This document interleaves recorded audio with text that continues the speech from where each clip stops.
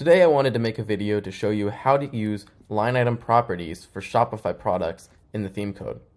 So what I've set up here is a little test product that's just a t-shirt with a gift note. So in this case it's just an example, but say you want to send a gift note that's customized, that the customer can type in the note and send it along with the t-shirt.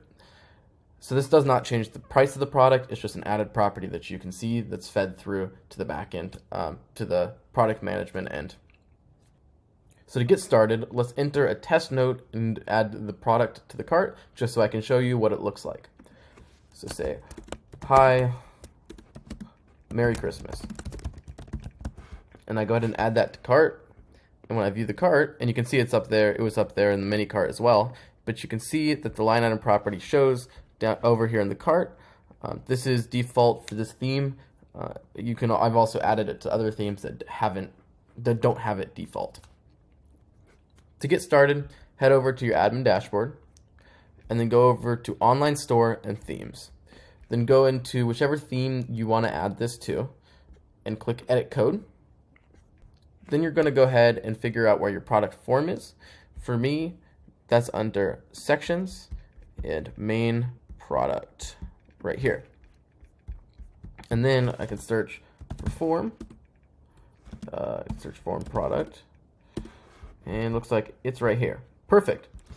So this is the input text area that I've added. So all you have to do, we can add another one just to show you. So all you have to do is you have to add an input with, let's do this a type hidden. So this one will always feed through. And then you do a name, and here's what's important. You do name equals properties, all lowercase, like this, and then in brackets, you're going to go ahead and put in square brackets, you're going to go ahead and put the name of the property. So let's call this test property, and then we're going to go ahead and give it a value so that you can see it feed through. This is a test. Perfect. And then I'm going to go ahead and close that. So since this input is inside the product form, it's going to feed through on submit.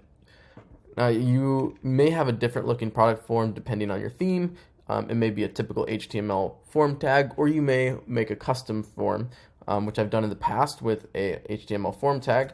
And again, as long as you pass this input through inside the form tag, or this input, whichever input for your property, then it will work on submit and feed it through.